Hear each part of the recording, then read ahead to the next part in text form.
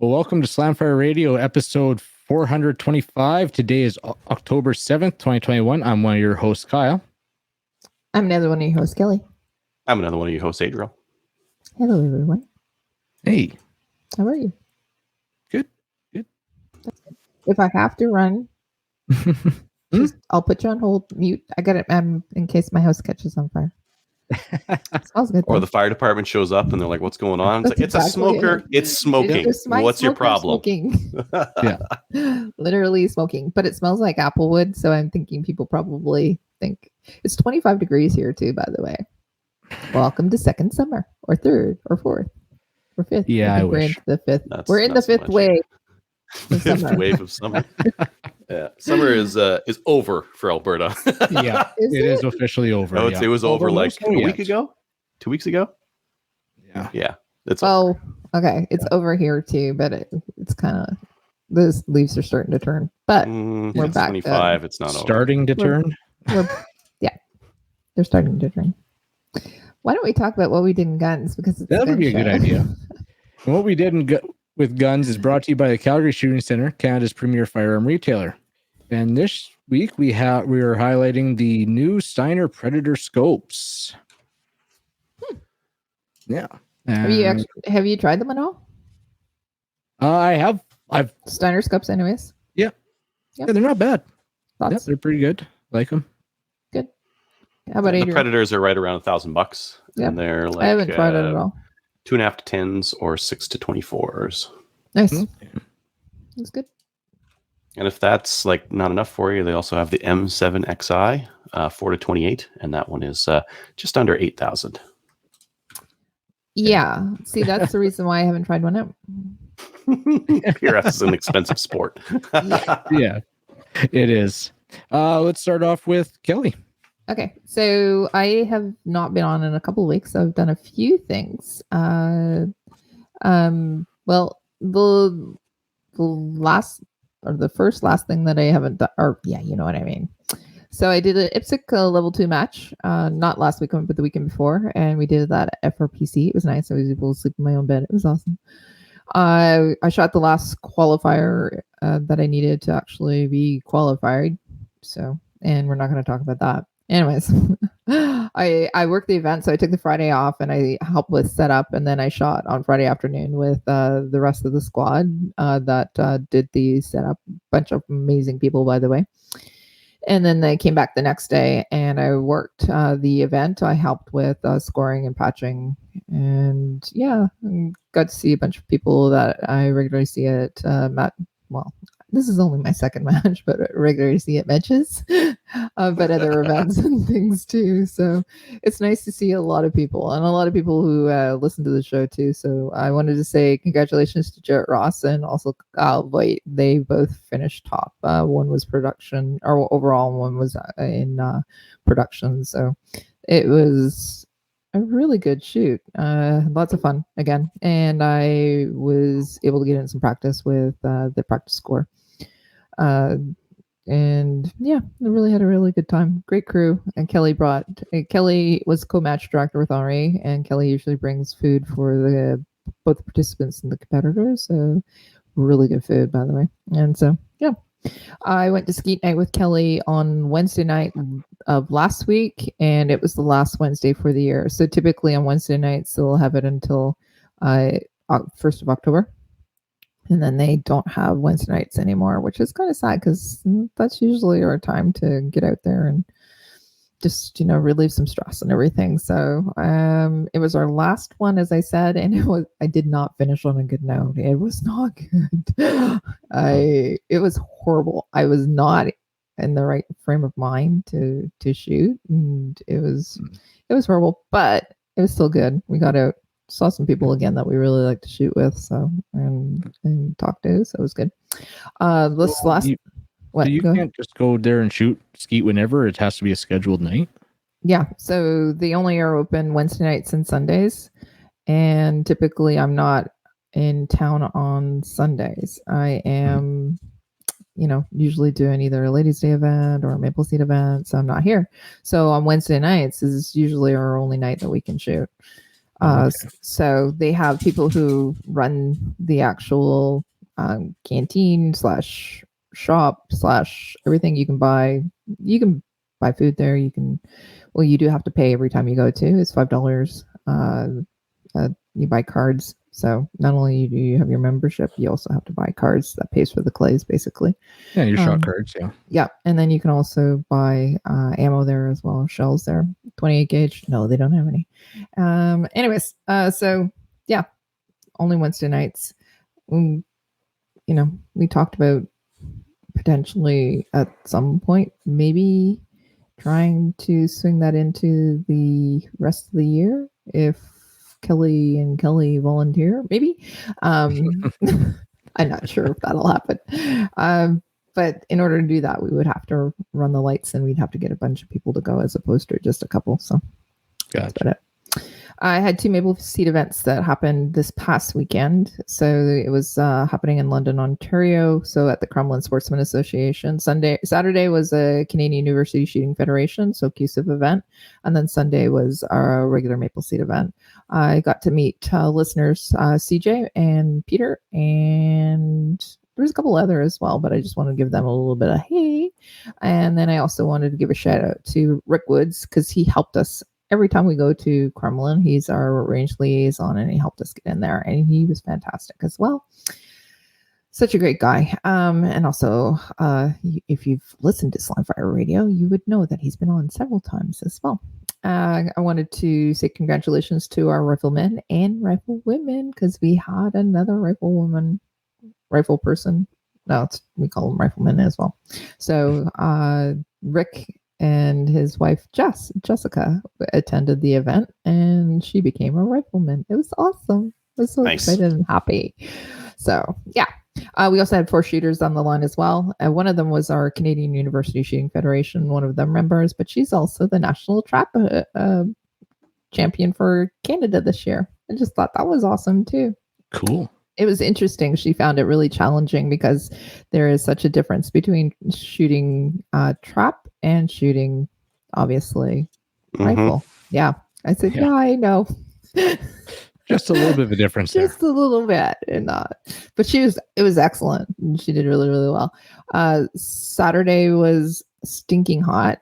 Again, we're getting our 5th summer. So it was really, really warm. And unfortunately, that meant that a lot of people, well, not unfortunately, we took breaks and we had to hydrate, and it was quite warm. And then on Sunday, the opposite. It was 15 or 20 degrees, but it was also rained the whole entire time to the point where it was just boring. So, but we got through it. Everybody had really great spirit and attitudes, and we had such a great time too. So it was really fun. And then I also let them know I was trying to get a sandwich, but it didn't work out so well for me. My metrics weren't that great. So I told them you made sure to record it, right? I told them right from the beginning. Yes, I did. And because there were some shooters that listened to the show and they're going, is this for a sandwich? And I was like, yes. Yeah. Anyways. I think I'm still going to owe you a sandwich at the end of this year. Do you think so? Yeah. Okay.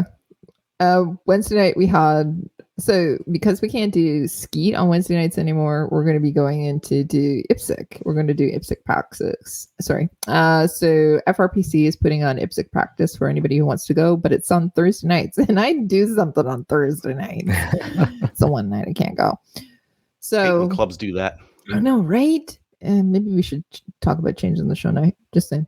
And then, but Kelly and I are going to be going to the range on Wednesday nights because we're switching out from skeet over to Ipsec. So my goal currently is to go enough and then also practice on my own.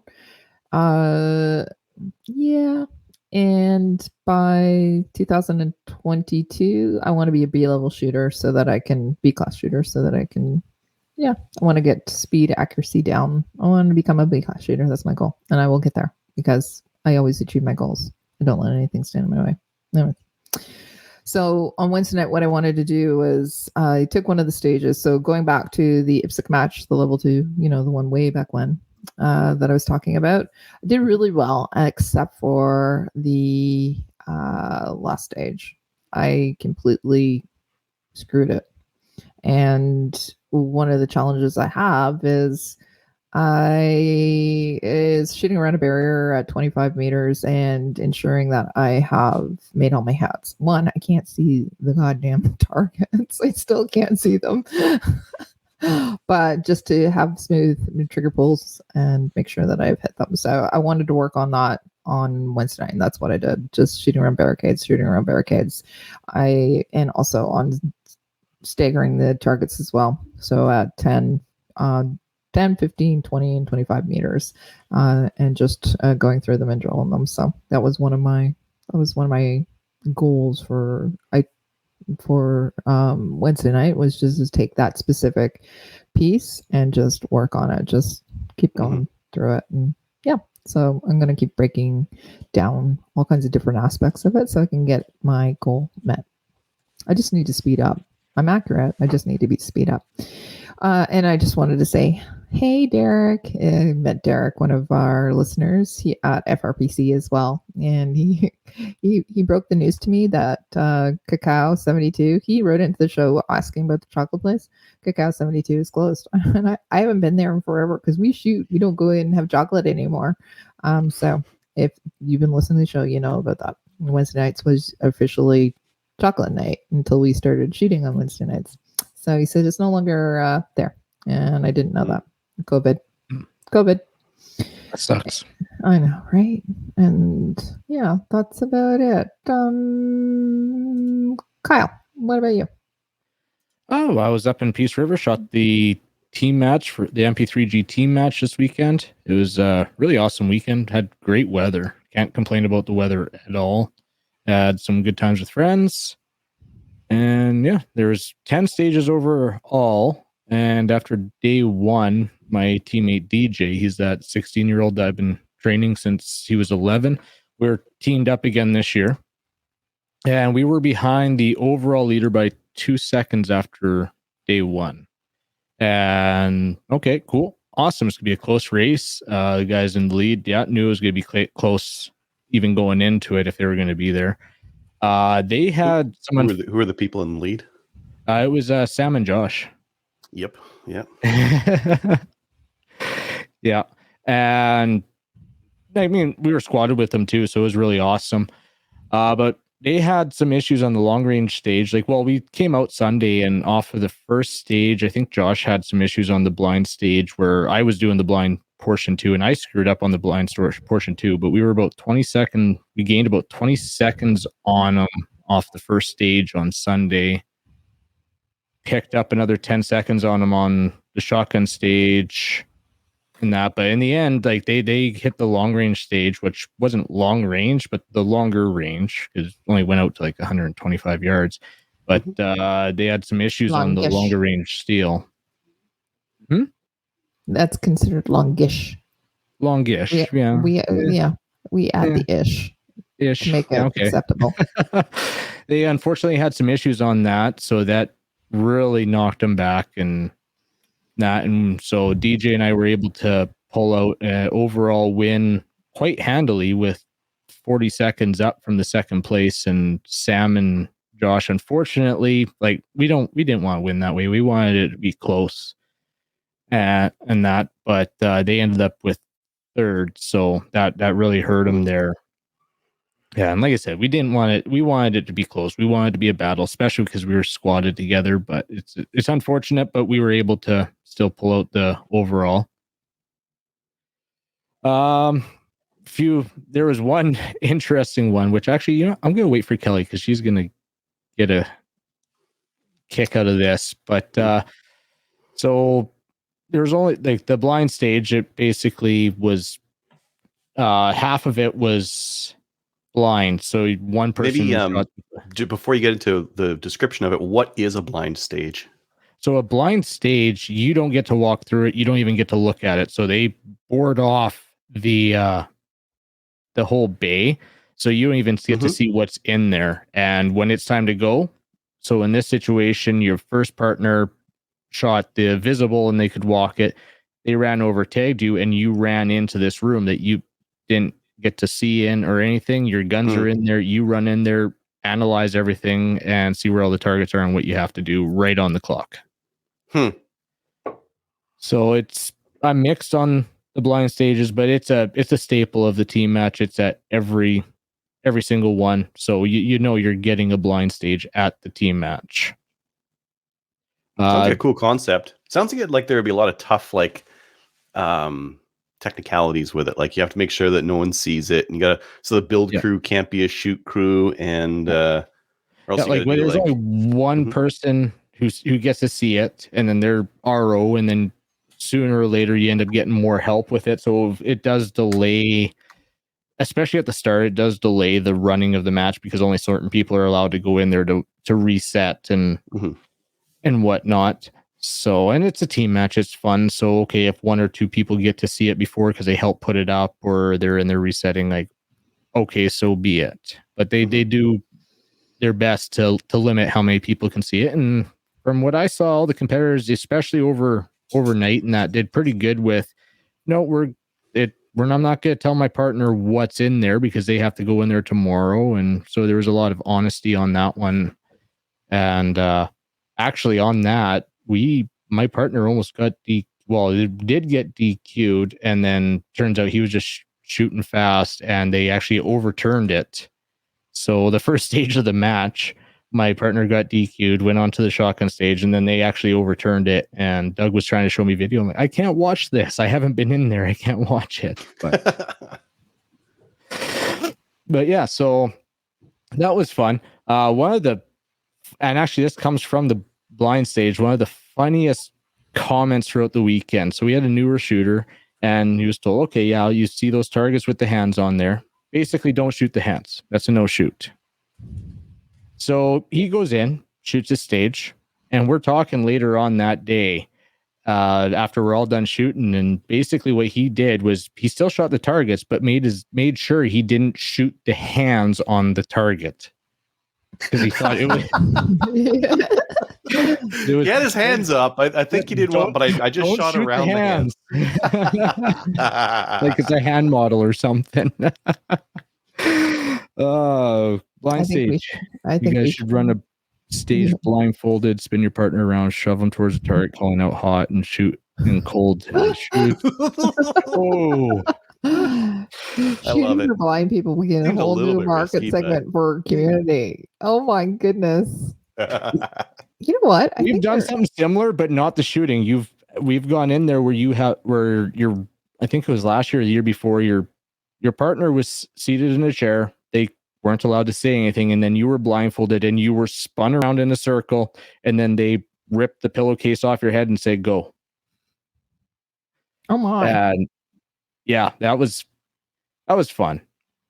But yeah, the target with the hands is like, it's a hand model. Don't shoot the hands. That was comment of the weekend for sure. People liked my shotgun stage.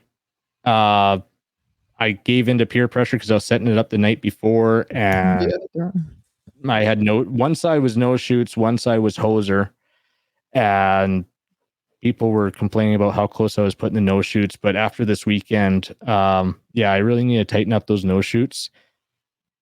And I've actually already volunteered to do the shotgun stage next year. And if they didn't hate me now, they are going to hate me next year because I pretty much already have it designed, and it is going to be nasty.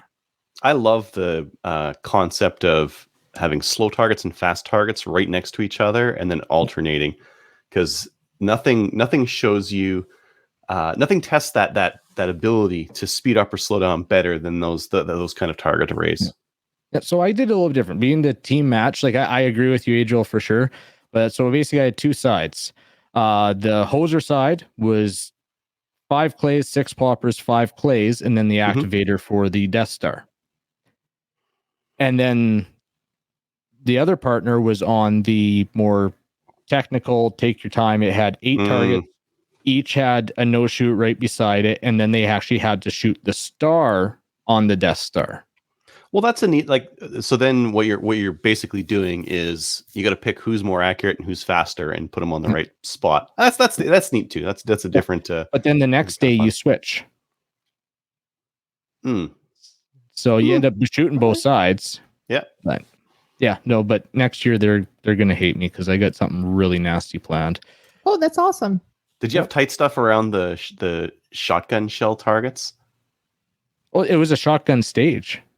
The whole thing was a shotgun stage. Oh, okay. Oh, yeah. And they were and afterwards, they were way too far away. They were not near as close as I wanted because, and people were already complaining. Oh, they're close, and then they shot. Actually, that's not bad. But no, it's not bad. Ipsec Shotgun Nationals, your no shoot was half covering your target. Yeah. With a full choke, you're aiming like 3 inches off target just to try and not hit the no shoot. I like that. And that's the kind of thing that they're going to see next year, along with some other nasty stuff that I'm not going to let go right now. You're not going to give them a heads up? No, I'm not going to give them a heads up. You're my kind of person. I love you. I like showing up the night before, setting it up, and they wake up. What the heck is this? So, but that's basically it for me. Just fun weekend shooting the team match. Adriel, how about you? Oh, not a lot. I did the Maple Seed Shoot Boss call on Monday there, and then mostly just. Oh yeah, we did that too. Yeah. So we basically got a Maple Seed call one out of every week, half of all weeks. There's a Maple Seed. I have call. one every week. Do you want to trade spots? No, mostly I'm trying to sell my house right now. Fine. It looks like this, basically. Yeah, it looks beautiful, by the way. You've done a lot of Very work. nice. A lot of renos. Yeah, we'll see if it sells. And then, I did a bunch of YouTube videos. So the TNA 9mm PCC review, Covenant 7, Claris XT2 CR Pro, Barbecue, BBQ, W2F. And then 3 things to do to your Ruger 1022 right outside of the box. Because Kelly knows, if we show up to Maple Seed, some people have unmodified Rugers, and there's a couple of mods on them that I would say are necessary to They're necessary. They're also with safety in mind as well. Like the auto bolt release. Ruger thinks that bolt release is a safety feature. No, it's not. It's the exact opposite. Put somebody who's newer or inexperienced with it on it, and while getting to try and either 1, lock it back, or 2, trying to release it, that's a safety issue. Oh, it's nasty. Yeah. So I showed people about that and Loctiting the base on, because pretty much every other Maple Seed I go to, someone's bases or scope rings go loose, and the base is like you'll, if you're going to use the factory base, just Loctite that thing on and never look at it again. Yeah, you have to. Yeah, and then did I talk about maybe I talked about moving the scope forward, eye relief, getting the proper eye relief. Yeah, so moving the scope forward, getting cheek rest built up, that kind of thing. So there's 4 things that we recommend. One is put in a new buffer pin or bolt buffer. So something silicone. It's not, but the amount of stuff that we put through, we change out that immediately. Sorry. Extended mag release. We talk about getting a rail so that you move your scope forward, because that's one of the biggest things. People extended rail. Extended rail. And also the bolt release. Bolt release, and that's it. Trigger. You can get a new trigger. You can get new stock. And then not necessary. No, it's not necessarily necessary. The bolt release is by far the biggest one. Yeah. And I don't know. I could deal with the rest. Like if you put a factory Ruger 1022 in my hands, the only things I would need, the bolt release is nice. It's not necessary, but it's nice enough that you should just do it, just a Dremel, and then build up the cheek release. Yeah. But you're somebody that knows your way around the 1022 and a Dremel. So you can do that a boat release yourself. I may have done that over the week. Yeah. Over the week? Somewhere during the last week. By the way, just to let you know, Delask has some more parts in.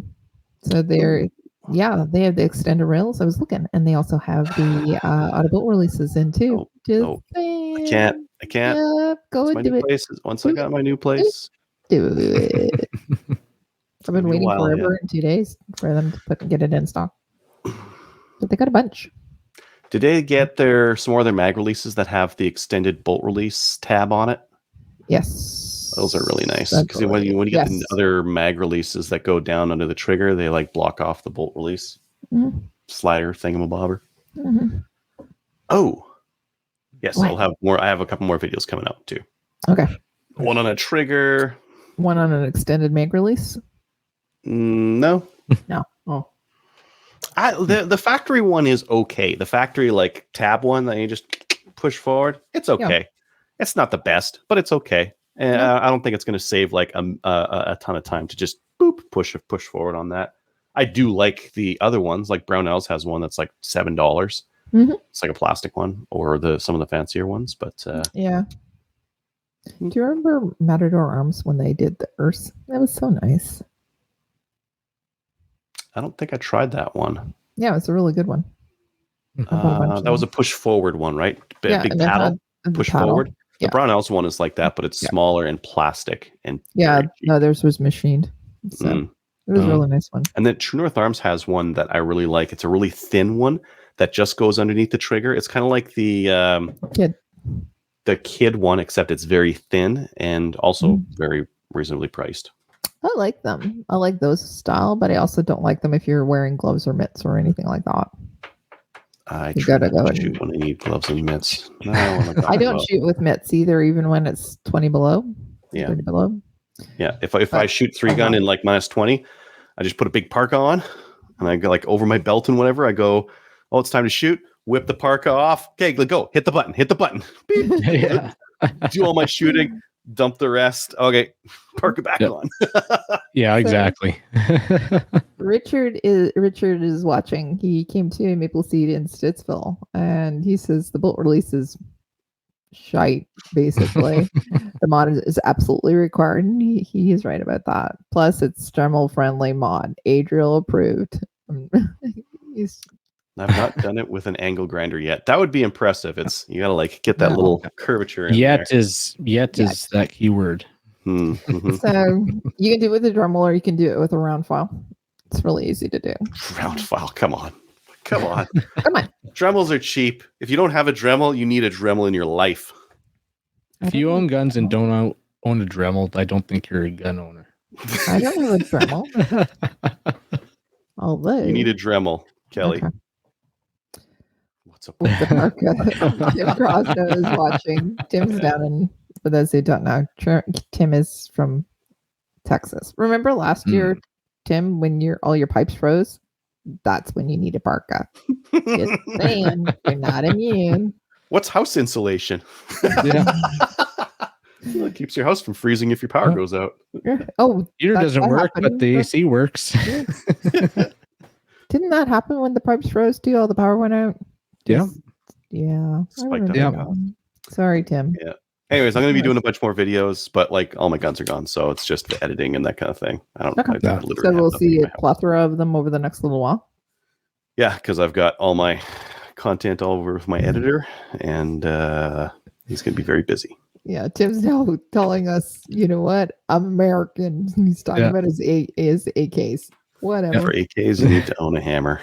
Yeah. Okay. So those rivets get loose, and you just whack. Yeah. Give her a little stank. Upcoming events. Upcoming events is sponsored by Telos Alpha. Telos Alpha is a Canadian digital agency that works exclusively in the firearms vertical. They help with business processes, strategic planning, websites, e-commerce, and battling the stigma the industry carries with banks, merchant processors, and social media. You can go learn more at telosalpha.com. And first one is from listener Chris, and I guess there's a 3-gun competition in Niagara, October 9th. For more information and to register, you can jump on Practice Score and search up Modern Rifle Challenge 4. Sweet. Also from Chris, there's Action Pistol in Guelph on October 22nd to 23rd. And same thing, Practice Score. It's IDPA match. So there's a link here, but I would say search up Guelph IDPA October 22nd, 23rd. You should be able to find it. Yep. Then we got one from Kevin S. Thunder Bay Combat Club will be holding their last Ipsec match of the year on October 24th in Nulelu, Ontario. Nulelu. Okay, I see that there now. It will consist of 4 stages plus 1 classifier.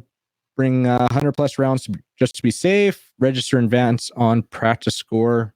$20 for the match fee or $25 for walk-ons. Sweet. I'm pretty sure you can just search up that club on that weekend and you'll be able to find that match. Yeah. I think this is also from Kevin, the Canadian Multi-Gun Series, October 15th and 16th. It's their 4th match of the year.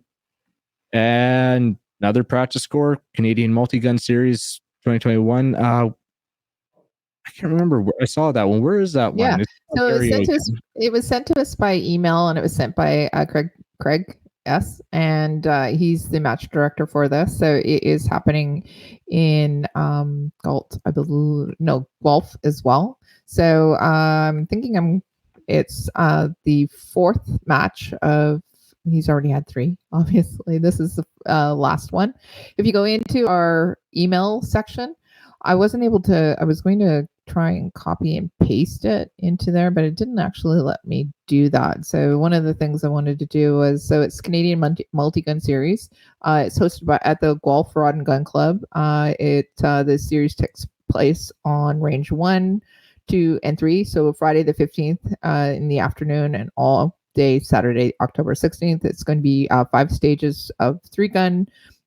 Super large stage on range 1 and a lot more movement on the other throughout the 5 stages as well, it says. So you can actually click on that practice score link to register. You can go and search it out as well. So it is the Multi-Gun Series. It's going to be on October 15th and 16th. So that's happening next weekend.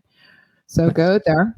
A lot of people that we know or listen to the show or maybe are on other shows, they are going to, they shoot this as well. So requirements are holster qualifications. So you have to either have Ipsec, IDPA, PPC, or ODPL. No steel core ammo, holster with a minimum of a level 1 retention, belt and vest to hold mags and ammo. There is loading restrictions on all firearms. You have to note that.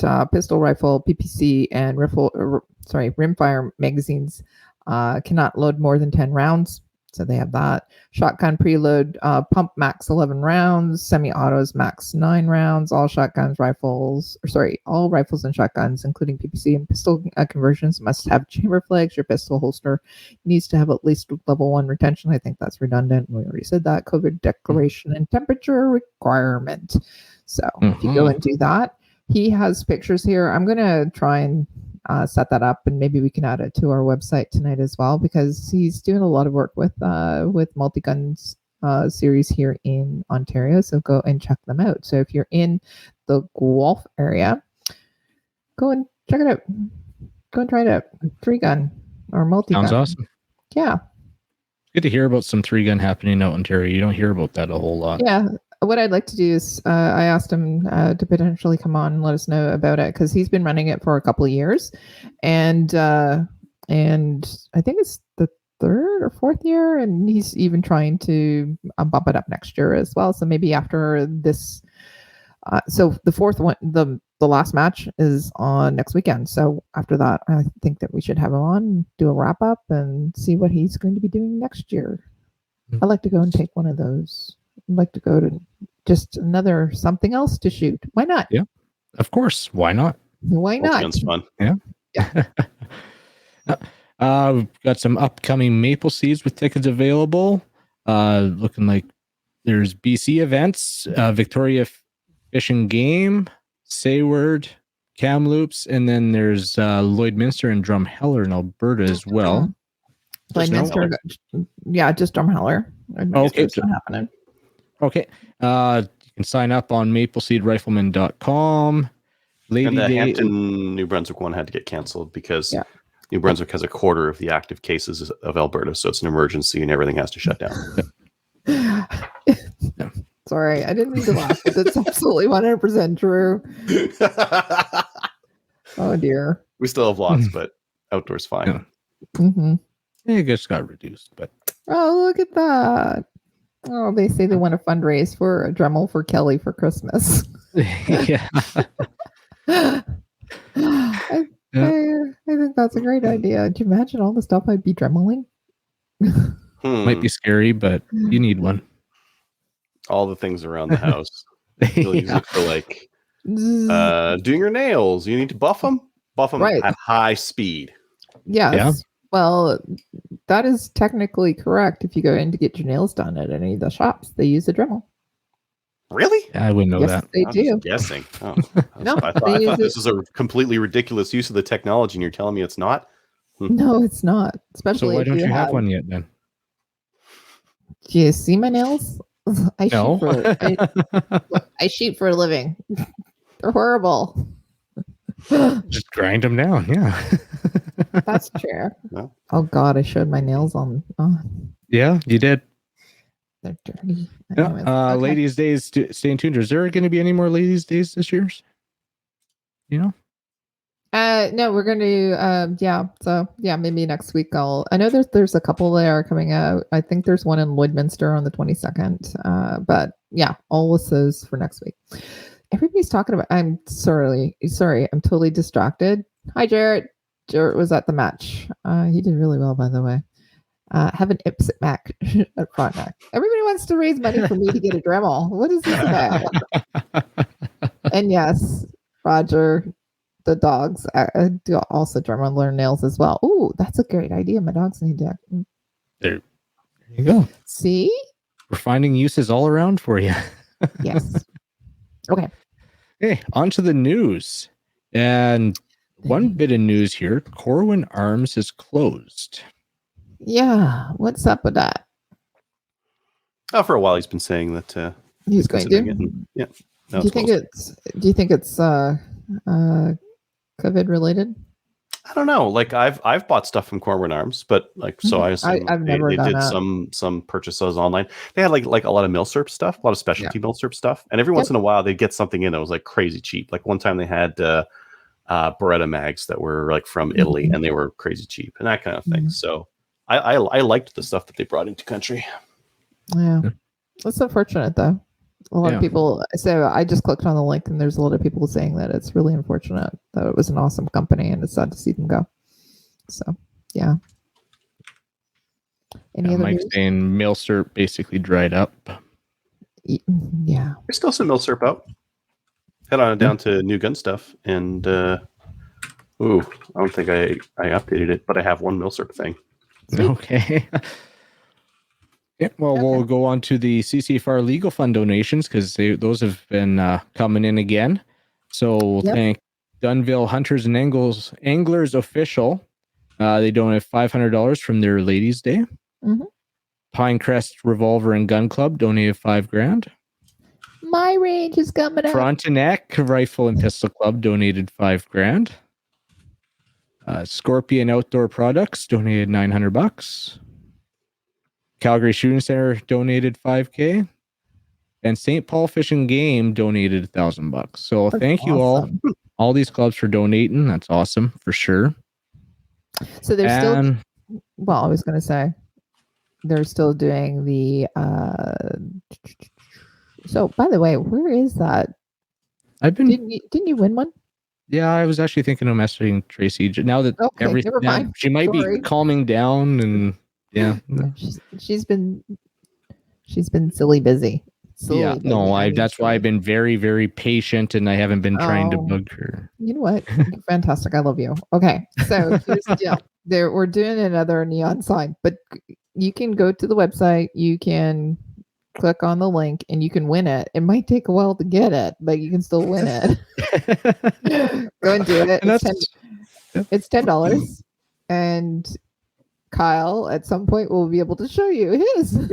At some point, and I understand. Like she's busy. There's a lot of stuff on the go. So there was kind of an election that was happening. Yeah, exactly. Anyways, So the other thing is also right now a lot of people are been posting, and it's really great to see. They are getting these really, really cool stickers. They're window stickers, decals, whatever you want to call them. I got one of those. Yeah, but it's for everybody who's renewed their membership this year. So remember last year there was the challenge coins. Some people didn't get them because of mail, them falling through and all that. Anyways. Yeah, I remember. So- I want a window sticker is even more useful. As soon as I got my new garage, I'll put the window sticker on my van. Put it on there. So everybody's been posting that they're getting these because they've renewed their membership, and right now it's more important than ever to go and do that. Obviously, with the election that just happened, or right where we were going into the election, so you know what that means. Mm-hmm. There's lots of work for us to do. We'll have the OIC challenge that will have to happen. Go and check out the CCFR website because there's a timeline there too with respect to the OIC as well. Looks like there might be a hearing at some point in the fall, so a year from now.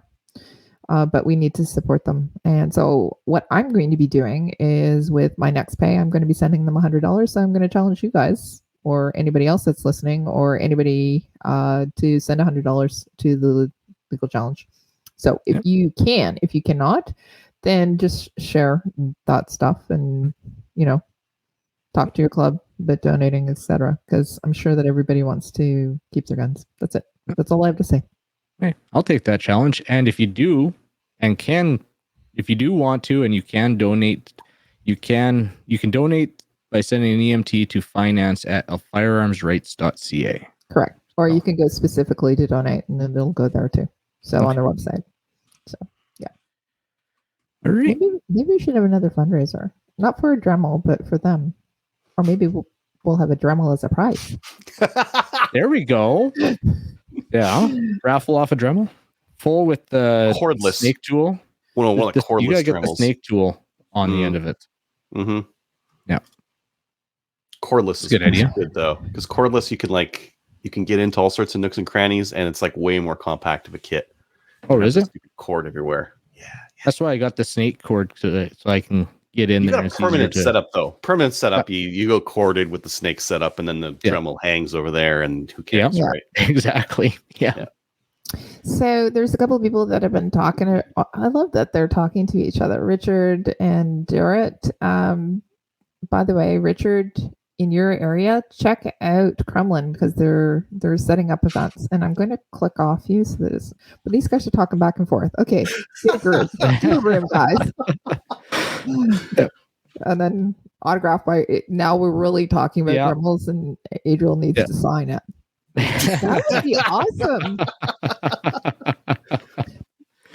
And free lessons. Oh, free lessons too. Okay. My lessons go on YouTube. You know what? All right. So this is an executive decision. We're going to do this. So Adriel? I like the idea. Okay, let's do this. And and we're no longer on what we did in guns. So by the way, we're talking about Dremels and fundraising. But whatever. So let's do kind of that. unrelated. It's not, but it's Slamfire Radio related. Mm-hmm. So let's give a away Dremel and a nice carbide tip, nice carbide cut. Oh yeah, gotta have it. Gotta have it. Yeah. Mm-hmm. Okay. So and Adriel will sign it and send it to you with stickers. Maybe I'll throw a sticker in there. Stickers depends on when the timing of this. My stickers are in a box somewhere. Oh come on, Wait, you could order more. I might have some stickers here. I'll have to make sure I keep them. For special stickers. Yeah. Okay. So let's do it. All right. Sounds good. Yeah. Okay. Thanks, everybody. We'll get on to new gun stuff. And new gun stuff is sponsored by Bolt Action Coffee. Slamfire Radio is a brand ambassador for Bolt Action Coffee. Coffee is roasted in small batches and is quite honestly some of the best coffee you can get your hands on. Send it to your house and by going to boltactioncoffee.com and use discount code SLAMFIRE in all capitals. And I just got my last shipment in. And so I'm good for a bit. Whoa. I got like a doggy bag. And that's not showing up. It's a midnight canoe trip. So Midnight Canoe Trip is their new one, and Scope Up is the one that I typically buy too, and it's delicious. It is seriously some of the best coffee I've ever drank. And if people follow me on social media, you know that coffee is my life. So it's really good stuff. But you want to read about what's happening? Absolutely. Limited edition. Yeah, so they got a new limited edition coffee coming out, and so in the 11th hour, Mhm. 11th hour of the 11th day in the 11th month, the guns of the Great War fell silent. This coffee is shipped the week before Remembrance Day and Memorial Day, and a portion of the proceeds will be donated to veterans organizations. The order cutoff is Monday, November 8th at 12:30 Mountain Standard Time. This is a limited run. Only 300 pounds will be roasted, and over 50% is sold already. Read more for details on this truly unique barreled aged coffee, or click the link to learn more on our website or order now. And I can say I've ordered 3 pounds for myself of that. And when you Yeah. read their description of the roast, it sounds pretty tasty. Yeah. Mm. So go and do it. There's only 300 and it's already halfway sold out. And this is, and it's a veteran owned company and it goes back to veterans anyways. But I think that a portion of this is going specifically to veterans organizations. So go do it. Just saying. Nice. Okay. And then we hand it over to Adriel to go over what he put in here for new gun stuff. Yeah, so there's the first things first. There's a couple of Thanksgiving sales on right now, so just watch for those because they're pretty good. And then the next one here, we're talking about milsurps, and I found a fantastic deal on milsurps. Marstar's got a combo of 2 Carcanos, a Model 38 and a Model M91, and 6 stripper clips and a case for $600. That's a pretty good price. $300 per rifle, plus 6 stripper clips, plus a case. Yeah. Yes. If only Yeah. I was in a different situation, I think I would be ordering Okay, that. you need to move fast. If only my truck didn't throw a rod, I might be ordering. Because like you could buy those and sit on them for 5 years and then sell them for a few $100 more in 5 years, or shoot them and do stuff with them, or not. It doesn't matter. But they're going to be worth more than $600. Well, probably in even a year, they'd be worth more than $600. Mm-hmm. Mm-hmm. Yep. Look at SKSs. Mm-hmm. SKSs are weird. They trucked along for a while before the price went up on those. But $300 for a milsurp is very low. This is like the most inexpensive milsurp you can get right now. And to get 2 different styles of them and a case and 6 stripper clips. These stripper clips are about I think they're like $15 each. The $20 reproduction a piece. ones. Yeah, right around there, $20 a piece. And So, going back to what Marstar's got Kyle them for $8 though. Yeah. Mhm. Going back to what Kyle said, we know why SKS went up in price though. We're not getting Because they got popular. We're not. more. Why did they get popular, Kyle? They were already popular before that, but they're one of the things that people can use other than they can't use their ARs anymore. So Yeah. people are buying SKS like they're Inflation. I remember when I bought inflation. SKSs, I bought 2 of them, built up one, rapidly sold them, and Did you put Tapco stocks on them? just one. $200, who cares, right? Yeah, exactly. now It's a they're not $200 $2 gun. Why do I care? Why would you show Yeah. me? Okay. Yeah.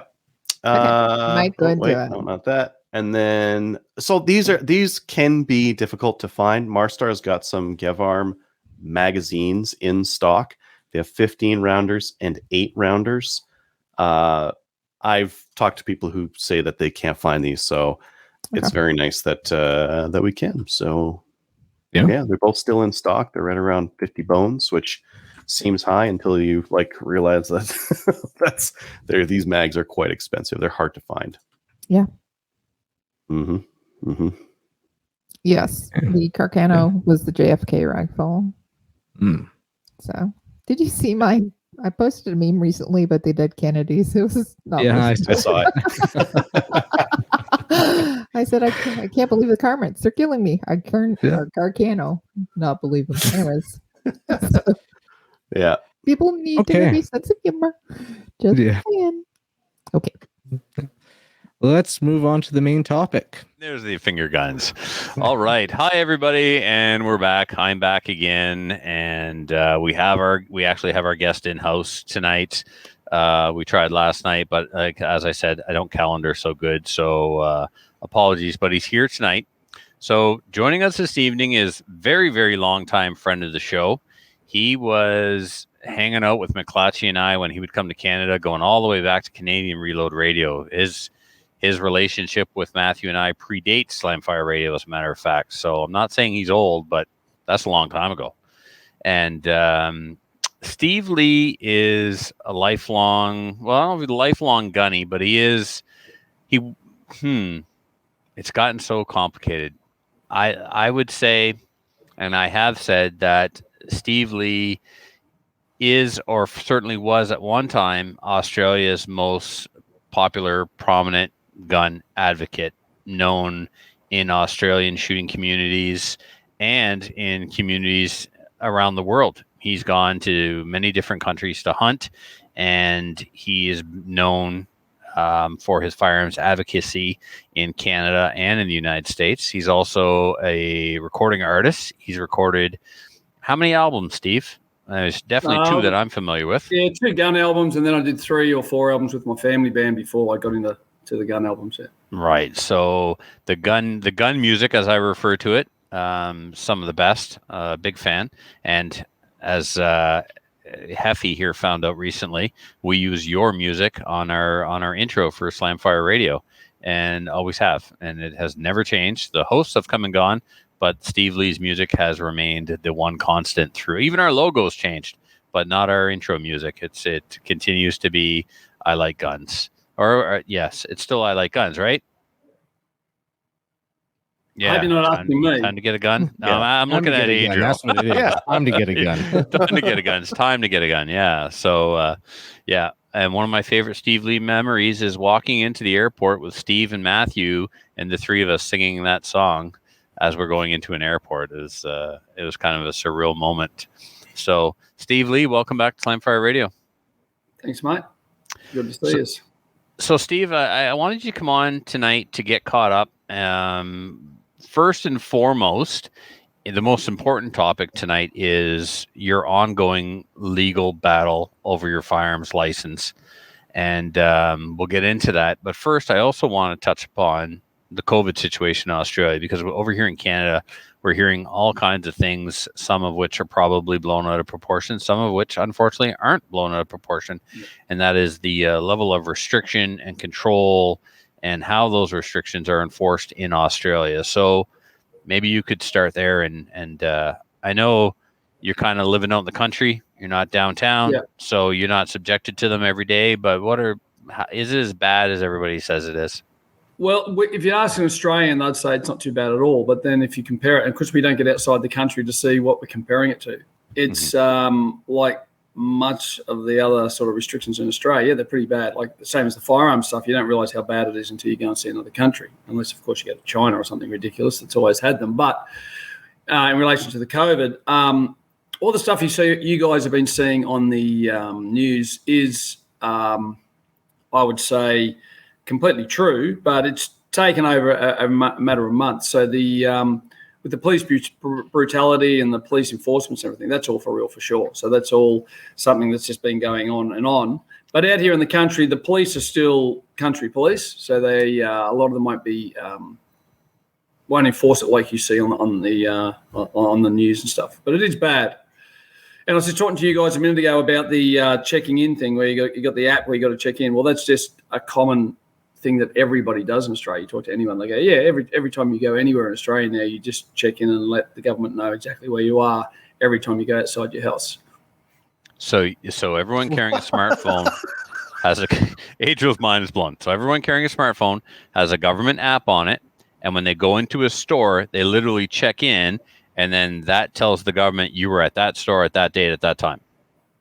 Yeah, correct. Now, I don't know exactly how it works, because my wife, for instance, went into, this is probably 6 months ago when I first got concerned about it. She went into a shopping centre called Woolworths. I don't know if you guys have Woolworths there, but we have it in Australia. It's just a big shopping complex. She went in there, was supposed to sign in, forgot to sign in, did a shopping. On the way home, she got a text message from that shopping centre saying, if you don't check in again, you can't come to this store. You must check in every time you come. But she hadn't used her card to check in. So she's like, number one, where did I get my phone number from? And number two, how do they know I was there? So she uses this card there. It's a rewards point card for Woolworths. So she must have not checked in, but went through the machine and ticked her card on. So they somehow, within a matter of minutes, they knew that she hadn't checked in. And I don't know if it's so. That got me concerned because is it the government app that the shopping centre has complete access to as well? I don't know. So that was frustrating. I mean, the two have got to be the two have got to be communicating somehow. Well, yeah, maybe it's the record. I'm not sure how it works, but that was a problem for me that Woolworths was, and they somehow had my wife's mobile, so I guess they got it off her card. She's like, so it took us a while to figure it out. But I mean, a lot of people do sign in, so you can sign in by paper if you don't have the app on your phone. But the majority of people have app on their phone. I don't use the app, but it's just something that happens. Do you have an idea of what the numbers are like in Australia? Like, are hospitalizations at the point where the healthcare system is on the brink of collapse? Are people dying? Are people hospitalized? Or is it just, are they using case numbers to justify? It's all about case numbers. I'm still, after all this time, have not bumped into anyone who's caught COVID. I don't know anyone who's caught COVID at all. So out here in the country, and I bump into a lot of people. So it's not.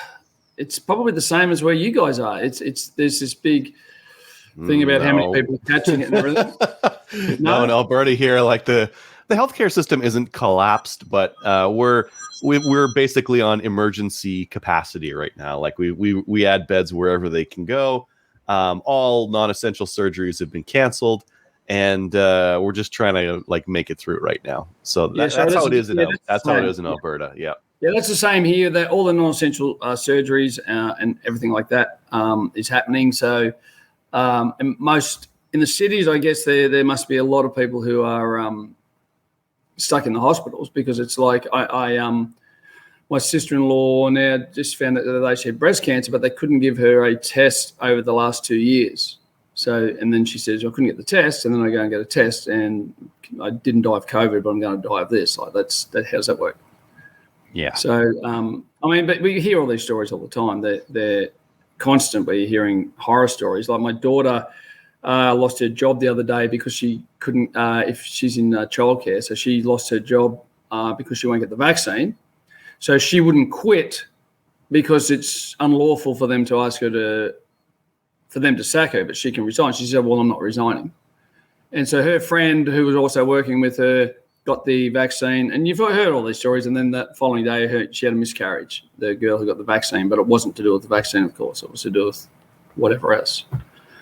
But, I mean, I hear these stories regularly, but... So that was my next question about vaccine mandates. For example, like my employer has set it up now where, you're right, I can't be sacked for not getting the vaccine. So what my employer will do is send me home without pay indefinitely. So am I supposed to starve to death? Like, it's get the vaccine or don't get paid. That's what they're doing to us. So that court case that you're watching in Australia is about that. It's about whether they have the mandate to be able to sack people for not getting the vaccine. Well, see here, they're not sacking us. They're saying you're not fired. You're just not getting paid. And the New Brunswick Human Rights Commission won't hear these cases. And unions are saying, yep, they can legally do it.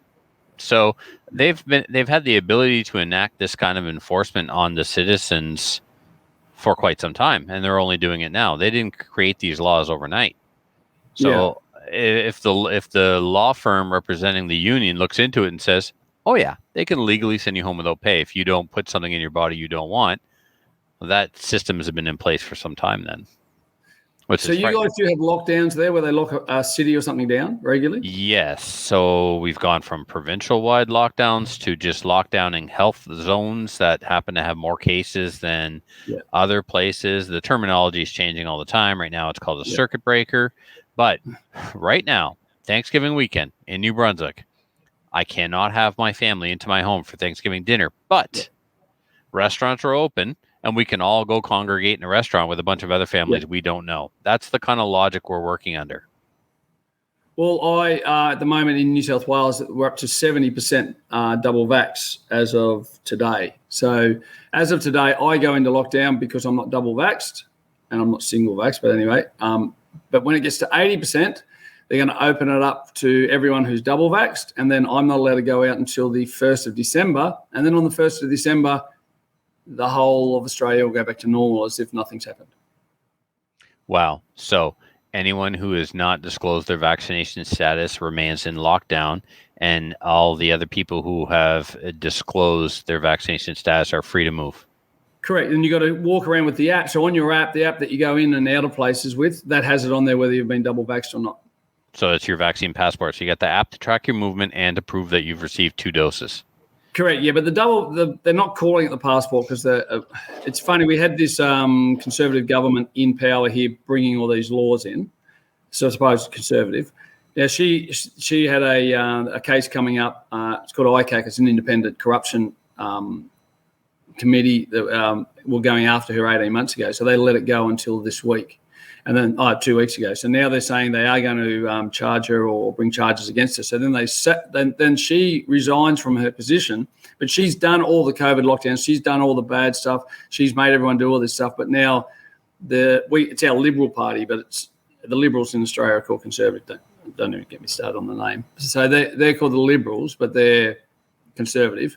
So she's resigned, so they're putting someone else in who's opposed to COVID the passports, and he wants to open up everything. So it's like they did whatever they wanted for the last 18 months. Now they're going to try and get all their voters back by putting another guy in, but they did it all anyway. So they're up to 80%. As soon as they get to 80%, they get rid of her who did it and they put someone else in. So it's all the political games they play in Australia is just horrendous. It just never ends. And that's a great segue into talking about your ongoing legal battle with the registry because of the things that they have pulled and done. So let's talk about guns again. Now, Steve, you had quite the large following on YouTube for many years. You had all kinds of awesome shooting videos on YouTube. You traveled the world to hunt. You held just about every firearms license possible that someone could hold in Australia, because unlike Canada, where Canada has 2 licenses, call it the restricted and the non-restricted, there's a different class of license and what you can own and what you can use it for, and so there was quite a system, and including a theatrical armors license. Yeah. And it was hard to own semi-autos. But at one time you played nice. You jumped through all the hoops. You had just about every license that I know of that you could have. Correct. Yeah. And you were an advocate, very outspoken, and with a lot of exposure. They knew who you were. So then one day something happens and all your licenses are taken away, and you've been fighting ever since. So bring us back as far back as you want, and let's work through to how I'll try not to bore you too much with the details, but yeah, you're right. So when I did the videos in 2010, I think I did the All Guns video, the original one, and it sort of took off. I didn't know much about YouTube at that time, and I was going over to the States for something near Christmas, and when I left, I had 10,000 views. When I landed, I had like 30,000 views, and the next day, then I had like 250,000 views. I didn't even know what a viral video was. I didn't even understand anything about it. The only reason I put it on YouTube. And if I could jump in, this I Like Guns video you're referring to was, in fact, the music video for the title track of the album. Yeah, that's right. Yes, the I Like Guns. Yeah, and I just put it on YouTube because the country music station in Australia wouldn't play it. I sent it to them. They said, yeah, great video, but there's no way we're putting that on our television show. No way at all. So, and with the video, what I did is I went to Cambodia. I do a bit of shooting here in Australia, and then when you watch the video, then I end up in Cambodia with the Cambodian army, and it ends with me blowing up a car with an RPG, which is just fantastic video. I mean, I'm still proud of it to this day. Great video, great concept, and imagine. I got to jump in, Steve. Imagine, Heff, a gun range in a country that will, for a price, allow you to shoot a cow with an RPG. This is the reality. I've heard the stories. Yeah. Yeah. Well, Steve lived it. And I was always dubious about shooting a cow because I knew it wouldn't look good on video. And I'm not real cool about, I mean, it's quite an expensive way to get yourself a barbecue. So one day when we were over there, I was going past a place that made all these idols and everything, big idols and all that sort of stuff. But they had made a cow out of concrete for whatever reason. And I went past and said, "What's with that?" They go, "No one will buy it." I said, "I'll give you $200 for it." They said, "You're right." So we get it trucked up to the range and blow this concrete cow up. So I've got a video called RPG versus Cow. And it's just, I mean, it ended up on television shows and everything because no one really wants to show you blowing up a cow. And all the time I was there, I never saw them actually blow up a cow. It was more of an angle. So I always defend them and said probably not. But I'm going to say it's been done for sure. But yeah, I haven't blown a real cow. To be fair, you did find a chicken's foot on the range floor. Yeah. Right? So yes. Yeah, I know they play chicken butt regularly. Yeah. So anyway, all right. So Cambodia. So anyway, so I do this video, does quite well. Then because I already had an album called I Like Guns, it was just 12 gun songs. I always had a concept in my head and just put the video out there.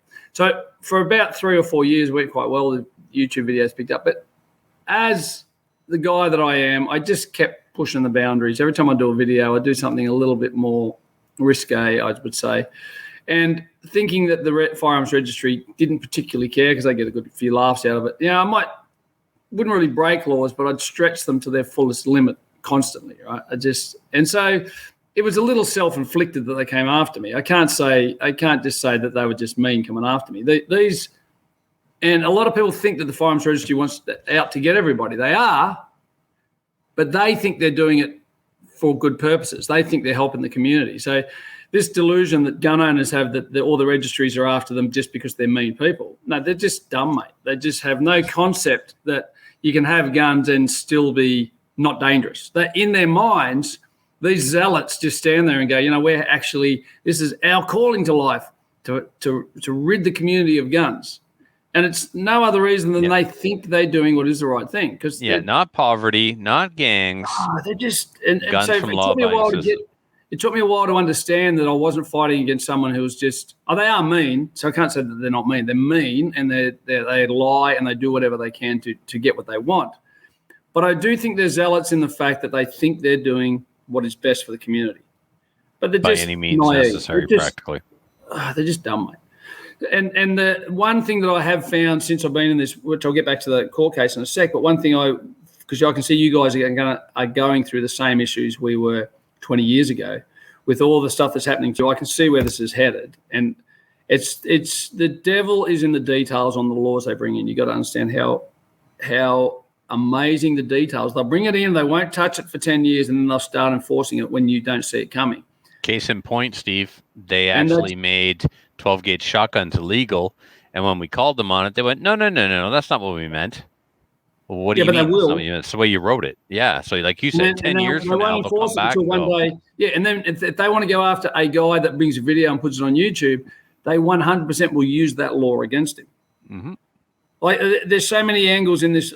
One of the things that stands out to me, but there was about 30 of these, one particular one, as a dealer, it says in the law that I must know the law and comply with it, right? So that's what it says. As a firearms dealer, you get put into a higher perspective on your knowledge of guns.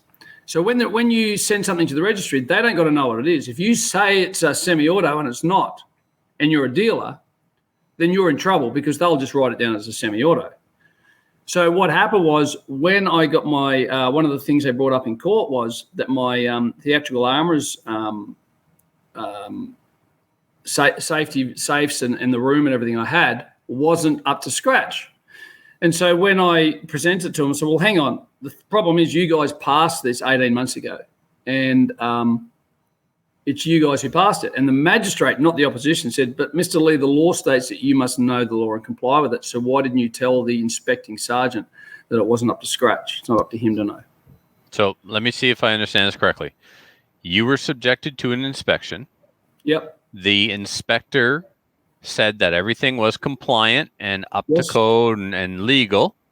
Yep. And then in court, they said, well, in fact, it wasn't, and it was on you to tell the person inspecting you what the law actually is. Am I correct? When the laws came out in 96 or whenever they changed it, they wrote into the law that the firearms, a firearms dealer must know the law and comply with it. And so I should have told the guy that he got it wrong because that's I know like me. But that's like me getting pulled over by a peace officer and explaining to him which part of the Motor Vehicle Act I'm in violation of, Yeah, in case he you gotta doesn't do that. know. Well, I had to That's- do that yesterday, but that's another story. That's another story, yeah. Okay, so let's go back to you were subjected to an inspection. So I got an inspection for my dealer's license. Now, this What guy, year was this? this is in 2012. 2012. So at this point, so the dealer's license and the theatrical armor's license, I think, came about after we had met. Yeah, about 2011, because I was having a problem. I was doing videos and I wanted to get more guns. And with the dealer's license, I found that you could tick all the boxes and get everything up to RPGs if you could find one in Australia, right? So you could have machine guns and all that sort of thing, which is pretty cool. But then I mentioned to them one day, I realized how petty they were getting. And I thought to myself, they're going to try and get me one day. Because I went for a theatrical armors license. And the lady goes, why do you need a theatrical armors license? Because I'm doing videos on YouTube. She goes, well, just use your A and B license.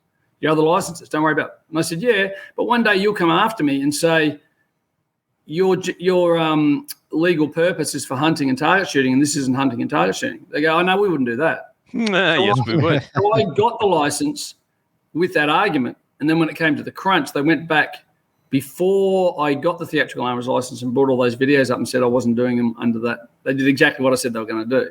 So they brought all these videos up and they said he wasn't legally able to do that because that's not hunting and that's not target shooting.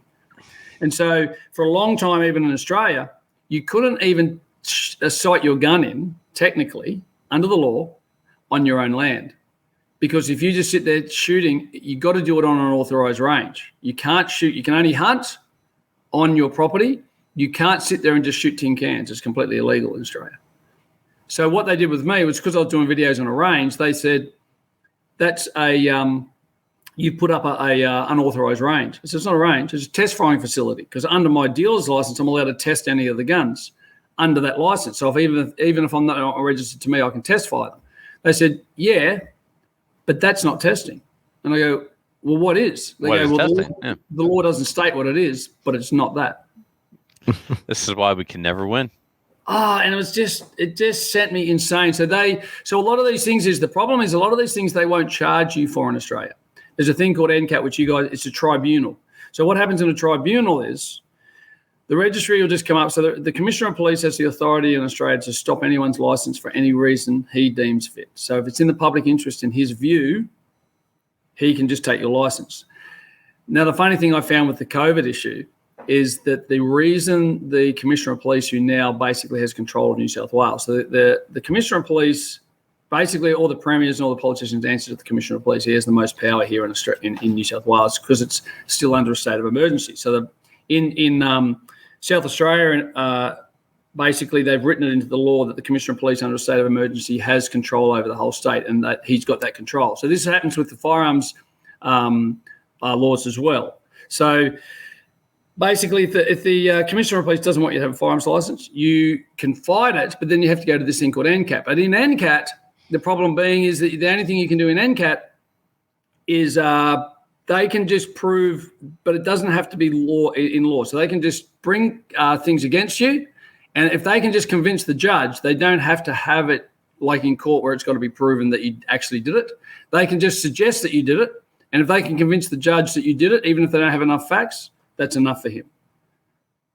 So the same angle of guilty until proven innocent doesn't really. It's different when you go to NCAT. So with that in mind, all they do is they don't charge you for these things, but they just try and convince the judge. So in the end, they convince the judge that I did this wrong by this video, did this wrong by this video. So although I haven't been charged, I actually did those things anyway, and I'm not fit to have a gun license. So those things came up after you went to court because your license was taken away as a result of this inspection. So what prompted that inspection that happened, I think you said 2012, 2013? Being the guy that I am, I talked to the main guy at the registry a couple of times about some guns that I wanted. It was complicated. So same thing you guys are going through with the semi-autos. They'll try and say one's bad and one's good. Like a Mini 14 is okay, but an AR-15 is not because it looks like a military weapon. And then those sort of things were going on. And I said, look, I really want an M14 to shoot out of a chopper, shooting pigs out of a chopper. And they go, I can't have an M14 because there's a statement in the law that says if it was designed or used for military purposes, you can't have it on a D-class license. And I'm like, yeah, but that's every gun. Like every gun was like, they go, no, the Mini 14's not. My research and the Mini 14 was actually used by the Indian Army. So I'm like, I don't even want to go there, right? As soon as you point that out, then you got nothing. Yeah. And but I just pointed it out, and I'm sure they'll hear that, and now Mini 14s are gone, but that's another story. They anyway, already know, so with all that in mind, they came after me for that on the phone. So I talked to the main guy at the registry, and me and him had a very heated argument on the phone. And as soon as I got off the phone, this is about in 2011, 2012, I turned to my wife and said, that guy's going to come after me for sure. He's got it in for me 100%. Well, he's the guy that rocked up at my house on the day with with about 20 cops from they bought cars and everything. There was 20 police here, all armed and everything. And they came around to do an inspection, but it was the major crime squad. So they brought the guys who go after the bikers and stuff in Australia. They brought the major crime squad. Wow. And so then they went through all my guns. And so when they're going through them all, they brought out my Tech 9s and my Scorpions and all this sort of stuff. And somehow there's a couple of Scorpions that had a couple of bullets jammed in the chamber because they jammed it and one of the bullets just stayed in there sideways. So then they were going to charge me with storing ammunition with your firearms in your safe. And they just come up with a whole lot of charges that were technically right but circumstantial. And so he just went through everything. And on that day, he was able to take my guns and say, we've got an investigation going on here. He was so happy when he found that bullet in there because he knew that was the wedge that he was going to use. And then they just went back and it took months and months and months and came up with all these other charges, went through all my videos, just tried to find a whole heap of stuff. When it ends up in court, on that day, they seized all of your firearms? Everything. And my wife's and my son's, and my son was in Cambodia at the time. So, do you want to share that number? Oh, no, because I was a dealer, I probably had a couple hundred guns, a couple hundred firearms. Yeah, wasn't huge. No, but it was last week they took 300 guns off an 85-year-old because they said he no longer has a need for firearms because he's too old. This only happened just last week, but this is going on now. They'll take your firearms license for anything now, anything. Bad driving record, you're gone. Yeah, we'll get to that. Yeah. So anyway, then I fight this in NCAT, and I got a pretty good sitting member in NCAT, a guy called Walker, and we go through the whole process. But they just drag it out. So this takes years to go through NCAT. Every time we get through it, they just drag out every day, and every day you got to get a new date. It's another 5 months, another 5 months. So it takes years. So when I finally get to the end, the magistrate. So first of all, I went to court for all the charges. Went to court. In the end, all they could get me for was shooting on an unauthorized range. So they said that the guns I was using, I was shooting on an unauthorized range. I was shooting an M14 on an unauthorized range. I wasn't authorized for it, and a pistol. And there was that charge and having an unauthorized range. That was it. So when I talked to them, all the charges went away except for those three. So then my lawyer advised me, said, if you plead guilty, it's not actually a major offense. It's such a minor offense. It's like a fine at best because it's like an oversight. So I didn't really want to plead guilty. I plead guilty, and I get a section 10(1)(b), which means I get a bond for 18 months, but it doesn't proceed to conviction. So I'm not convicted. But I didn't want to have a bond for 18 months, so I appealed and said, stuff that. You got to do something better than that. And the lawyer goes, you freaking won, mate. I said, yeah, not really. So I spent another $4,000, go back to court, fight it, and then I get a section 10(1)(a), which means there's not proof of it, proceed to conviction, and no bond. So I fight them right to the end, and I get no conviction at all. So then the registry says, even though you got no conviction, you still did all those things for not giving your license back. And I'm like, what the frig? So then I had to go to this thing called NCAT. So then I go to NCAT, goes on for years. When it comes to the crunch at the end of NCAT, which is a tribunal, the sitting member says, look, what I want you to do is I want you to give back Mr. Lee his A, B, C, D, and H. So my semi-autos, my pistols, all my firearms, and his paintball license, because they'd shut my paintball field down for this whole time. So I was losing. I had no way of making a quit either. It was just quite difficult. And so, and they wouldn't let me have paintball guns because paintball guns are a prohibited weapon in Australia. Well, they were, but now they're not, but let's forget it. Anyway, so then in the end, so what happens was the magistrate says you got to give him back his A, B, C, D, and H and his paintball license. So I'm like, I really wanted my theatrical armors and my dealers. And he goes, I don't think Mr. Lee's up to scratch at the moment to comply with all the different regulations that the dealer's license, the actual armorer's license entitles him to do. So just give him all them back. So they appeal. And when it gets to the appeal, is this the time they win? They win the appeal. but they don't have a point of law. So the only way you can appeal in court is if you've got a point of law. The guy who makes the judgment has to be doing it. They have to bring up a point of law. So when we go for the appeal, the guy goes, "What's your point of law?" to the registry, and they go, "Oh, well, we think that he shouldn't have it." They go, "You can't just say you can't have it. What's your point of law? Where did the walker make a mistake?" So this goes on and on and on, and then the lefty damn new sitting member goes, "Well, look, go away and see if you can find a point of law and come back." And I'm like, "What the frig? How many chances are you going to give these people?" You're not ready. You're not ready. Case dismissed. Then they come back like weeks or months later, stand before her, and she goes, "Look, you haven't got a point of law, but I've read all the stuff, and you're right, you shouldn't have a license." I'm like, "What? You can only appeal on a point of law. You don't have a point of law, and she takes my licenses back." I'm like, "That can't be right." So anyway, then I appeal their appeal to the Supreme Court, the highest court in New South Wales.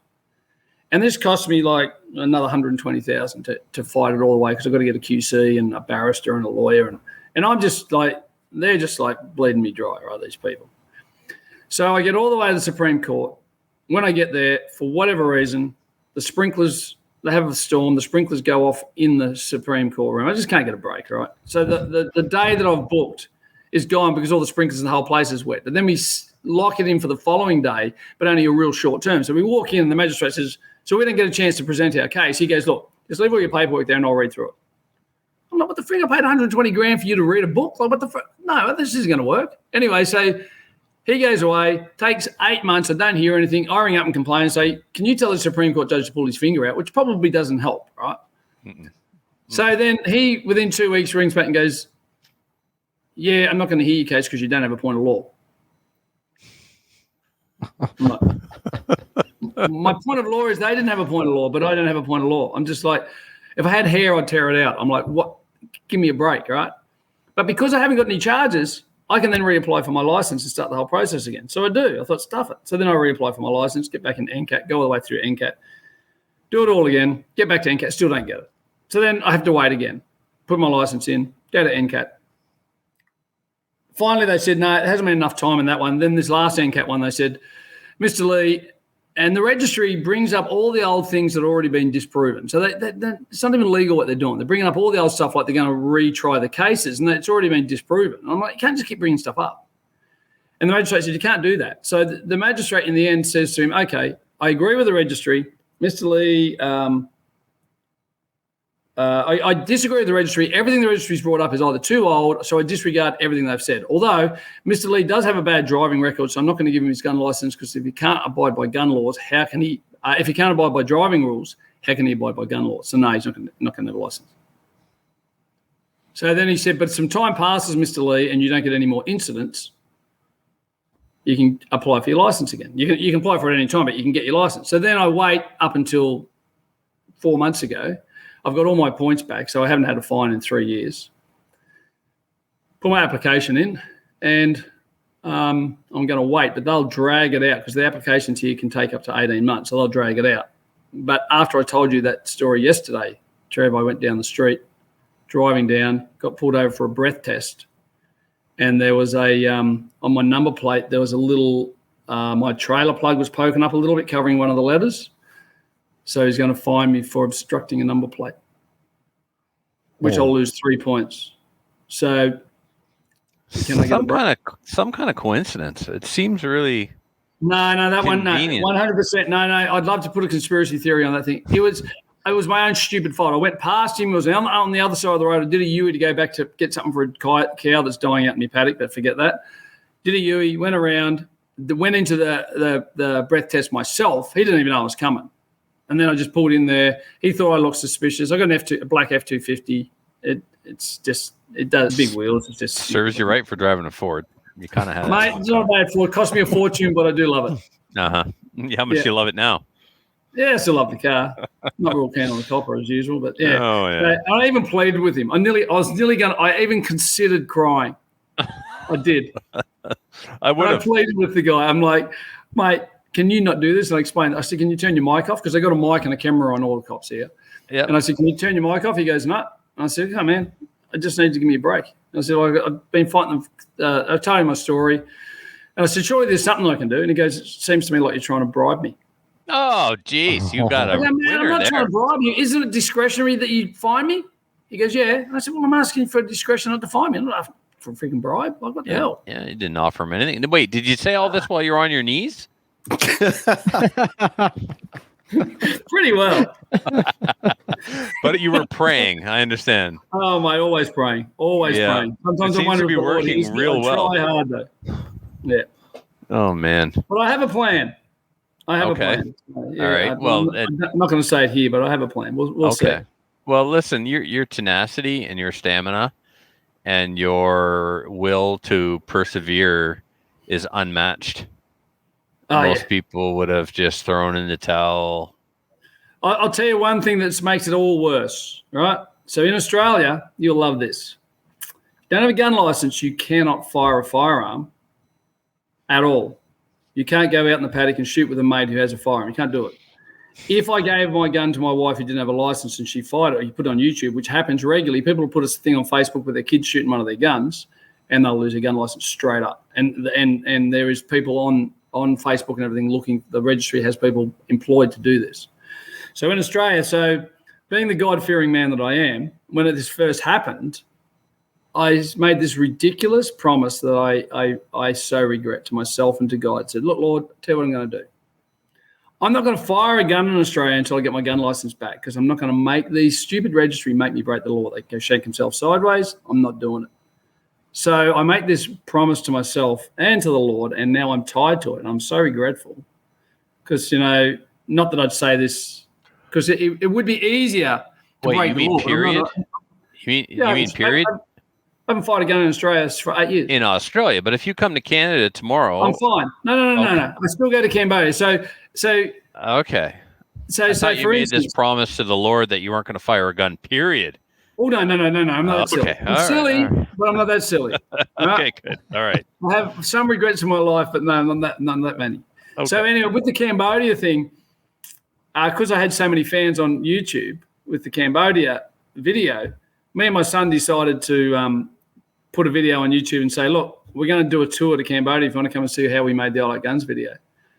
I charged people $47.50 to come with me to Cambodia. One time we had 20 people. A couple of Canadians came on that trip as well. So we do a 5-day motorbike trip through the jungles of Cambodia, and then we go to the Cambodian army, shoot machine guns, blow cars up. Not cows, but yeah, blow cars up. We usually go and buy. We'll go around the streets and find a car to buy, drive it to the range. It's a great trip, a really good trip. I haven't done one for a couple of years. But I'll still go over there and I get my firearm fixed quite regularly in Cambodia. And Canada, man, I'd nearly moved to Canada. Before I saw your laws happening, I'm like, I've got to move. I've got a mate who moved there. But you guys, I don't want to go through all this pain again. I look at you guys and go, man, I don't want to go back to 96 and be where you guys are at. Yeah. Give it a little bit of time and it's going to be there. And the key, I think the key to this is we all try and vote people in, but you're wasting your time. I'm sorry to tell you, it doesn't matter who you vote in. If you really want to win this battle, you have to change public opinion on firearms. You're wasting your time because the politicians will change the law in your favor if they think they're going to get elected for it. That's right. And we have a group in Canada called the Canadian Coalition for Firearms Rights, the Ccfr. I see that stuff all the time. I see it. Yeah. And they have constantly referred to themselves as a PR organization. Yeah. And that's the number one. That's where you guys need to be supporting. You need to be supporting because you need to change the opinion of the public. You've got to understand you're up against the left agenda, the UN agenda of pushing society into the understanding that firearms are dangerous, firearms are bad. You're fighting against that constantly. So in Australia, the battle's pretty well lost here because the majority of people live on the coast and in the cities. They don't need firearms. They don't have. I mean, people were lining up here to get the jab. The government says get the jab. Yeah. I was just going to say that too, Steve. I agree with you 100%. You got to change public perception, but the world has gone so woke that we're creating a whole new class of citizen that's not vaccinated. That's just can't. We have another issue in Canada in that a lot of Canadian culture, a lot of people define Canadian culture as not American. We're like America, but we're not America. So they find these points of contention where, oh yeah, we're like America, but we got free healthcare and we've got gun laws and all these other things. So a lot of people tie that up into Canadian left nationalism. Is the concept there of, we're Canada and we're not America, and America is all about guns, so therefore we are the opposite of that. And a lot of people push that way because they feel that that's the culture of this country, not America. But don't worry too much, because before long, American will be saying, we're Canadians, because that's the way they're. You watch them. Maybe, yeah. Oh man, I love America to death, but the infiltration of the fact that Biden somehow got voted back in, whether you believe in the Trump saying that was not enough, even though the fact is 50-50 on the votes between left and right. Yeah, regardless, he's in. That's the problem. Should be. The land of the free should be like 70% Republicans all the time. If the Republicans were actually not so left. The problem we have in Australia is we don't have a right and a left governments anymore. We only have a centre, which isn't centre, and a left. But the centre is so left. Where's centre these days? It used to be right's here and left is here. And now, then they say centre is here, but centre's way over in the friggin' left now. You're like, that's not centre. Yeah, what's centre now is 20 years ago left. Correct.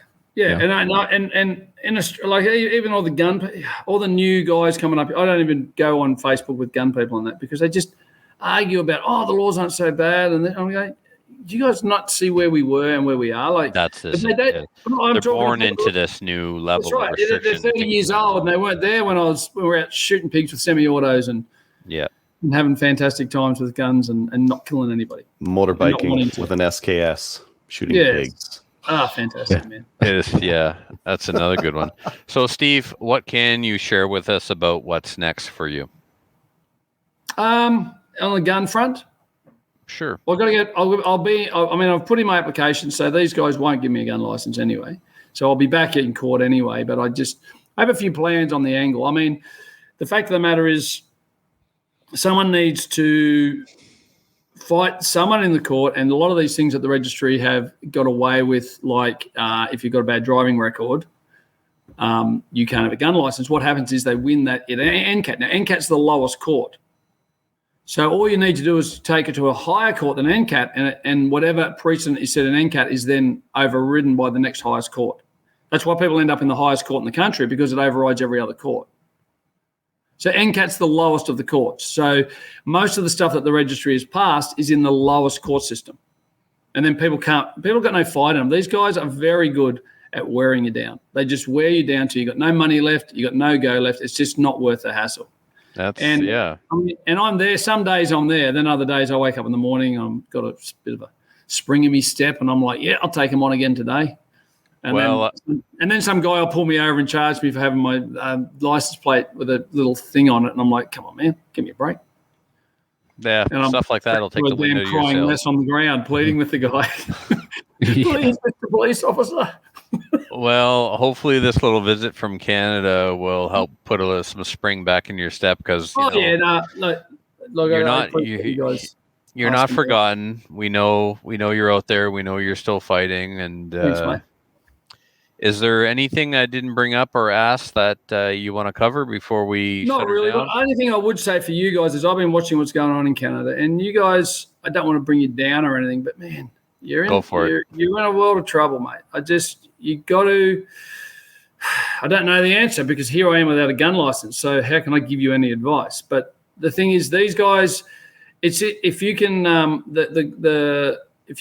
the laws are coming out now, you've got to get politicians who are going to go through them with a fine tooth comb, because all those little details is what ends up getting you in the end. It's those little things that they say, that's not exactly what it means. So you need some really good lawyers who are very, very pro-gun pushing it. And I've seen you guys had a lot of wins. So it's not impossible to win. I had a meeting with the guy, Christian bloke as well, good guy, the politician that got your registry disbanded. The politician that got your registry disbanded years ago. When you guys had all the guns were registered, and then he fought it, got it chucked out. Yeah, so you guys didn't have a registry. Well, it was April 6, 2012. There was a lot of key players in that one, people that testified at the. Well, there was one main guy pushing it. Anyway, he came to Australia. He came to our church, but he was talking about what he did with the gun laws, and he wasn't even a gun guy. and him and his wife came. They were really encouraging. But he's I can't even think of his name, probably in my phone. But anyway, Canadian politician, older bloke. But anyway, I had a bit to do with him, and he talked to me. So I know there is people in there fighting for you guys, but man, I just don't know. When I was reading it yesterday, what that Mong you've got in as a prime minister, whatever he is now. Oh, what an idiot! Yeah. But trust fund baby. So I don't know, but we're in the same boat. So we're fighting against the Western world. It's just going left and left Western. We're just becoming like the rest of the world. I mean, as a Christian, I think it's more of a biblical thing. I think the left is all about the right was always about biblical and godly principles. And I think what's happened in society is people have fallen further and further away from God. But that's from a religious standing. I think half the problem is that people need God, but this isn't a Christian podcast, but that's where I'm at. So that's where I just see it as a real attack on morals and standing and all that sort of thing. So, and I think this is just the repercussions of that. Yeah. How do you fix it? All you guys go get saved. That'll start. Yeah. Hey man, you know what? If I thought it would get my guns back, I might consider it. I was going to join a church just to stay away from the COVID vaccine, but they won't even let you have a religious exemption anymore. No. So, nope. Yeah. No religious exemption. Yeah. No. Our church is pretty cool. The one we got here, they're going to shut the society down at 70%. We're going to be allowed to go to church until 80% came unvaccinated. And so our church just said, well, we're going to shut the doors for everyone until the 80% comes up, so everyone can just stay home, which I thought was a nice time. Yeah. I've seen some of that solidarity. Like there's one office in town where the people who don't disclose their vaccination status have to wear a mask, and those who do don't have to wear a mask. And the entire group said, you know what, we're not going to make some of our colleagues stand out and look silly, so we're all going to wear a mask in solidarity. Oh, well, there you go. Because in Australia, everyone has to wear a mask all the time. Well, currently we do, but this was when a couple of weeks ago, before everything had gone to pot again. So yeah. Well, but anyway, it depends on province too, right? Exactly. Some you do, some you don't. Yeah. So, well, Steve, I didn't bore you guys too much, but yeah, that's my sad story. Well, let's not wait this many years for an update, and let's hope that the next update is a win for you for a change. Or at least me being in Canada, going hunting again. Well, that'd be awesome too. So I'm running out of species to hunt in Canada, unfortunately. What's left? I still haven't got a elk. You got elk? Oh yeah, we got elk. Oh yeah. Caribou and elk the same thing? Nope. No. I haven't got a caribou either. I haven't got a sheep or a goat. Oh wow, no, you've still got a lot of the big. Well, I've got a moose coming. I've got like 4 black bears. I've got a grizzly coming. A wolf. Mm-hmm. I've already done all those. Now, when you say coming, you mean because you get all your stuff taxidermied and then shipped home? Yeah. Yeah. You got to go to BC for your sheep, and then northern. Yeah, I don't think I'll shoot a sheep. They're too expensive, and it's a sheep, mate. I got like they're super expensive to go for sheep. I know, but if you're after if you're after the North American big game list, no, not really. I just like hunting. Right. I'm not sort of tied up on the biggest one or anything. Elk and caribou are certainly far more accessible and affordable. There's elk in Alberta. There's and I always wing things really. I'm lucky to wing things. So that grizzly, I went for a bid for a goat hunt, which I didn't particularly want, but I got it for like $7,000 US for this goat hunt. It was worth $18,000 for up in BC. And the guy that was who put it up for auction came over me and tried to buy it off me for 10 because he reckons it cost me 12 to send you up there. So how about I just buy it off you for 10? And I'm like, I'm not in, man. So then when I rang him, because I knew him, because a mate of mine was working for him, so I rang him and said, look, can I add a moose to that? And he's like, what, for a $7,000 hunt? See, I'll just add a moose. He goes, all right, I'll put a moose tag in. It's like 100. It wasn't expensive for the tag. He goes, but if you get a moose, you have to pay another $5,000. So yeah, all right, I'll do it. So then the week before I leave, they say that they're going to ban grizzly bears. And so I ring him and go, can I add a grizzly to that? He goes, I've only got one tag left forever. And I go, yeah, but... and I want it.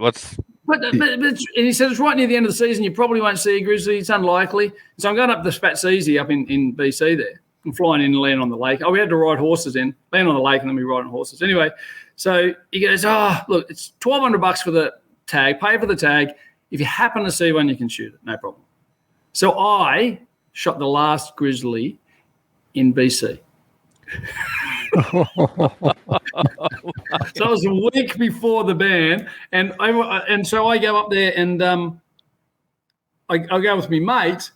So I had to pay another $5. He goes, if you get one, you have to pay another $5,000. I'm like, what? $17,000 for a goat, a moose, and a bear? I'm in. So I fly over there, go there, shoot the grizzly, shoot the moose. And I'm like, and the goats, it was too snowy. It was right up in the mountains. The guy said, we're not going to get a goat. So I don't care, man. I didn't really want to go anyway. Whatever. I'm in. I don't care. So when I get home, the main guy rings me. Right? I pay me money, pay the extra $10,000. The guy rings me and goes, Steve, seeing you didn't get the goat, I'm going to send you $5,000 back. I'm like, man, what a legend. What? Really? This is like, welcome to Canada. Yeah, so I was just so happy. So then, but it was such a good hunt. It was like a 20-year-old bear, and he was nice. It was really good. And I put both those videos on YouTube of me shooting the bear. It's like, I think it says British Columbia Adventure or something, bear hunting. I mean, you get so many haters. I love the haters. So anyone who hates it, just go. I love them comments. Post and ghost. Never go back and just don't read the comments. Yeah. Yeah. Because my wife used to pull me up. I remember when I was shooting pigs with the SKS. And I used to shoot so many of them in the head, right? And my mate says to me, why don't we call one of your videos Chase and Shoot in the Face? I said, yeah, man, it's not going to work. No. That might bring the haters right to your doorstep. Yeah. Because I had so many where the pig would turn around and look at you and you're just getting between the eyes like, boom. I'm like, yeah, man, it's a good concept, but nah, they'd crucify me for that. Best fun you could have with an SKS, no doubt about about it. Oh, mate, so good. Yeah. Love it. All right, well, we're going to wrap this up, Steve. I can't thank you enough. No worries at all. Anytime. And, hopefully I'll come over there and do another video, another interview with you one day. Live, I'll come there. Oh, absolutely, awesome. Yeah. If things get back to normal. Yeah. Definitely got to have you back for sure, and I got to get over there. Yeah, man. You've always got a bed here. I'm not sure about you other two guys, but Trev, you're in. Yeah. Oh, wait till you see the other two. These ones aren't bad. The other ones, this mole guy. Oh, there's more, is there? Well, there's a guy from Quebec. Like we let a foreigner onto the show, so I guess Why don't you guys just come over and do? Why don't a whole lot of you come, right, and come over and do a radio show from here? Like do one every day on what you're seeing here in Australia. You have once of you been locked up because you're doing the wrong thing. It'd be fantastic. We'll do that next summer. All right, take care, Steve. No worries. Thanks, guys.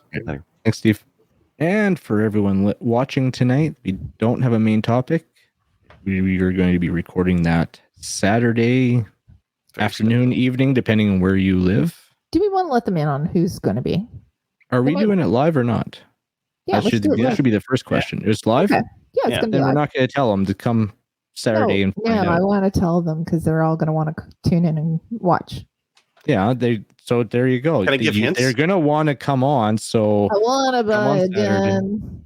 And he shoots wild pigs from a motorcycle with an SKS with a banana mag on it. At least he did before. I don't know if he still does. And he lives in a really hot place. Yeah. There you go. Right now. And spiders that will kill you. Tell us. We just did. His first name starts with an S and his last name starts with an L, and he sings our theme song. Hasn't been on in a while, so we're finally getting him on. We have to do it on a day when he's able to, because he lives in Australia. So when we're able to work out. Oh, come on. It's Steve Lee. Come on. Steve Lee. Ted Nugent. Did you get Ted Nugent? Oh my God. That would be pretty awesome. Want to see if we can try? Let's do it. Okay. Yeah. Okay. We'll move on to listener feedback. And listener feedback is sponsored by Armory DC Gunsmith. Armory DC Gunsmith is a full-service gunsmith who specializes in firearms refinishing. He offers hot bluing, parkerizing, and Cerakote finishes, as well as wood refinishing. Check out his online inventory of new and used guns, firearms, accessories, optics, and more at dcgunsmith.ca.